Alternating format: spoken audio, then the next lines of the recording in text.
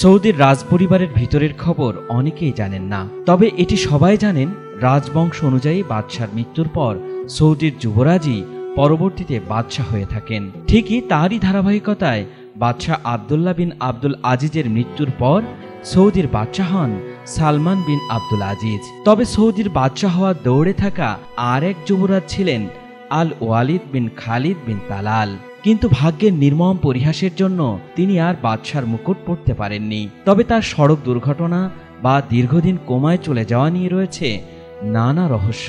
সৌদির ঘুমন্ত প্রিন্স হিসাবে তিনি সবার কাছেই পরিচিত ছিলেন। দুর্ঘটনার সময় প্রিন্স আল ওয়ালিদ সামরিক কলেজের ছাত্র ছিলেন। দীর্ঘ 2 দশক তার পরিবার আশায় বুক বেঁধে তার সেবায় নিয়োজিত ছিলেন এবং প্রায়ই জনসাধারণকে তার অবস্থা সম্পর্কে জানাতেন। চলতি বছরের এপ্রিলে সামাজিক যোগাযোগ মাধ্যমে একটি ভিডিও ভাইরাল হয়, যেখানে দাবি করা হয় প্রিন্স 20 বছর পর জেগে উঠেছেন। তবে পরে নিশ্চিত হওয়া যায় ভিডিওটি পুরনো এবং সেটিতে যুক্ত করা লেখাগুলো ভুয়া এবং প্রিন্সের জ্ঞানও ফেরেনি। প্রায় 2 দশক কোমায় থাকার পর সৌদি আরবের সেই ঘুমন্ত প্রিন্স আল ওয়ালিদ বিন খালিদ বিন তালাল 36 বছর বয়সে ইন্তেকাল করেছেন। রবিবার জিও নিউজের এক প্রতিবেদনে এমন খবরই জানানো হয়েছে।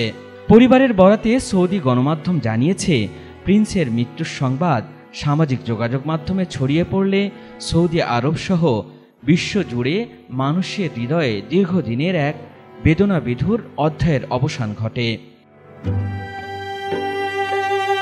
2005 সালে মাত্র 15 বছর বয়সে লন্ডনে এক সড়ক দুর্ঘটনায় মারাত্মক মস্তিষ্কে রক্তক্ষরণ হলে তিনি কোমায় চলে যান।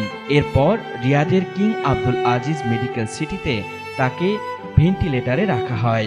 চিকিৎসক এবং বিশেষজ্ঞদের একাধিক চেষ্টার পরও আল ওয়ালিদ বিন খালিদ বিন তালালের জ্ঞান ফেরেনি। সৌদির এই ঘুমন্ত প্রিন্সের মৃত্যুর খবর জানিয়ে তার বাবা সামাজিক যোগাযোগ মাধ্যমে পবিত্র কোরআনের আয়াত শেয়ার করেন।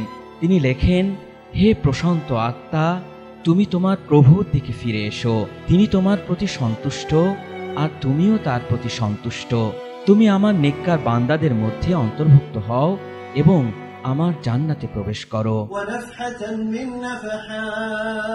তিনি আরো লেখেন, আল্লাহর ইচ্ছা ও হুকুমে বিশ্বাসী হৃদয়ে গভীর দুঃখ ও শোকের সাথে আমরা আমাদের প্রিয় পুত্র প্রিন্স আল ওয়ালিদ বিন খালিদ বিন তালাল বিন আব্দুল আজিজ আল সৌদের মৃত্যুতে শোক জানাচ্ছি।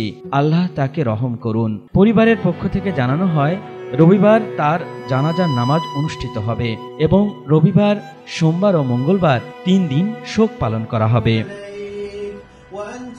আল ইমরান, ATN বাংলা, ঢাকা।